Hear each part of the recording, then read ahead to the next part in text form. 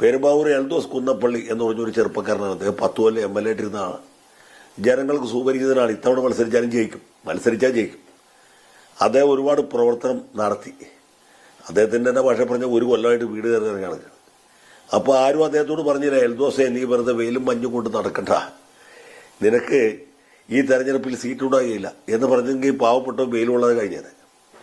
അതും ഉണ്ടായില്ല. അയാൾ വെയിലുകൊണ്ട് ഇവിടുന്ന് പോയ ലിസ്റ്റിലൊക്കെ ഉണ്ട്. അവിടെ ചെല്ലുമ്പോൾ ഇദ്ദേഹം സദാചാര നിരതനല്ല എന്തൊരു പരാതി അവിടെ ഉണ്ട്.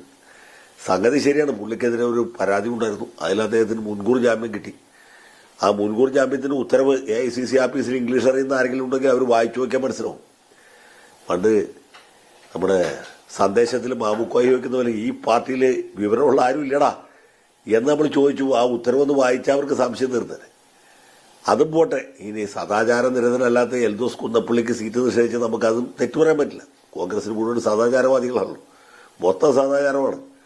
അപ്പോൾ ഇനി ആരെന്നുള്ള ചോദ്യമുണ്ട്. അവിടെയാണ് പ്രശ്നം. അപ്പോഴത്തേക്കും എറണാകുളം അങ്കമാലി അതിരൂപത ഒരു ഡിമാൻഡ് വെച്ചിരിക്കുകയാണ്. ഈ എറണാകുളം ജില്ലയിൽ ഇപ്പോൾ സുറിയാനി കത്തോലിക്കനായിട്ട് ആകെ റോജി M. ജോൺ മാത്രമേ ഉള്ളൂ. ലത്തീൻ സഭയ്ക്ക് 3 പേരെ കൊടുത്തിട്ടുണ്ട്, യാക്കോബായ സഭയ്ക്ക് 3 പേരുണ്ട്. അതുകൊണ്ട് സാമുദായിക സന്തുലനം ഉറപ്പാക്കാൻ വേണ്ടിയിട്ട് പെരുമ്പാവൂർ സീറ്റിൽ ഒരു സുറിയാനി കത്തോലിക്കനെ തന്നെ നിർത്തണം. ഏത് ഈ ആഫ്രിക്കൻ ജിറാഫിനെ കൊണ്ടുവന്നപ്പോൾ അതിലൊന്ന് കത്തോലിക്കൻ വേണമെന്ന് പറഞ്ഞാൽ അതേ ന്യായമാണ്. ഈ ബിഷപ്പ് തിരുമേനിക്കും അവിടെ ഇരിക്കുന്ന മറ്റ് തിരുമേനിമാർക്കും അറിയാവുന്ന എനിക്കറിയില്ല, പെരുമ്പാവൂര് യാക്കോബായക്കാരുടെ 6-1 പോലും ഇല്ല കത്തോലിക്കർ.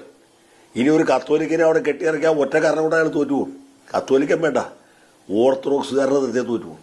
അങ്ങനെ അനുഭവം ഉണ്ടായിട്ട് സാജു പോളിനെതിരായിട്ട് നല്ലൊരു സ്ഥാനാർത്ഥിയായിരുന്നു നമ്മുടെ ജെയ്സൺ ജോസഫ് പറഞ്ഞിരുന്ന അദ്ദേഹം യാക്കോബായക്കാരനാണ്. പക്ഷെ അദ്ദേഹം പെരുമ്പാവൂർ എത്ര മുമ്പ് വാർത്ത പറഞ്ഞു ഇയാൾ ഓർത്തഡോക്സുകാരനാണ്. ഒറ്റ കാരണം കൊണ്ട് അയാൾ തോറ്റുപോയി. അപ്പോൾ ഇതാണ്